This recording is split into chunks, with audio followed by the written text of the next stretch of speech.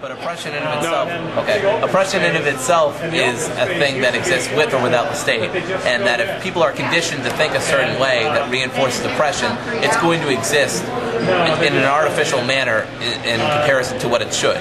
So I think we should just be more like, I don't know. That oppression is a psychological perception as opposed to some sort of hard, tangible thing that can be demonstrated. Well, isn't the idea that you're oppressed also part of your acceptance of it? What? Isn't the idea that you're oppressed also part of your, at least, lack of perceived alternatives?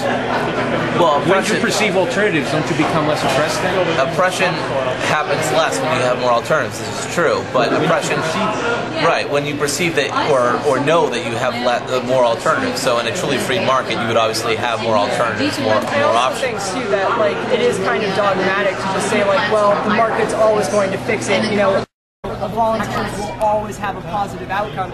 I think that's a very dogmatic thing to say. I would say, but here's the thing: the market is simply this is another thing where the people on the left are somewhat justified in criticizing libertarians. The market is just another abstraction that that kind of excuse as much as it It's not just about letting the market do its thing. It's also about taking. No, let me finish, please. Let me finish. Okay. It's also about taking personal responsibility and making sure that those positive outcomes happen. Because, like I was telling Ridley in my interview, you know, it's not just about creating a society that's voluntary and free. You also have to make it desirable, and no one is going to want to fight for your version of a quote-unquote free and voluntary society if it means. Well, I'm just guessing. Okay, I'm not making it. And you don't know.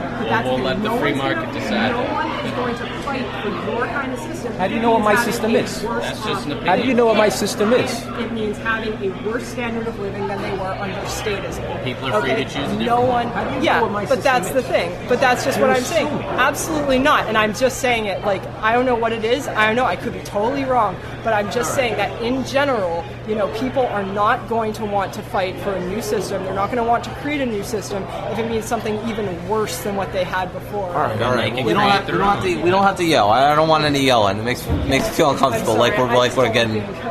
It's okay. So nobody cut each other off because that's been a constant problem between you two. And no, I'm not like blaming you. I'm just saying. All right. Anyway, so I just think Julia's point is that we have to be concerned about culture, and that's all there is to it. I'm concerned about culture. She's concerned about culture. The stuff about white and male privilege doesn't have to do with making people feel guilty. I don't feel guilty because I'm white and male. I'm not saying anybody should feel guilty about it. It's not a guilt thing. It's just a thing where you say, look, if the police are going through the streets and they're looking at people who are walking at night, they're less likely to pick you up because you're white and because you're a male, and more likely because someone else is black or a minority or they're easier to pick on. I mean, that's part of just saying that you have privilege. You know, it's not about making people feel guilty. I'm not trying to make anyone feel bad about their identity. I have no interest in doing that. By the way, how do you want to split this?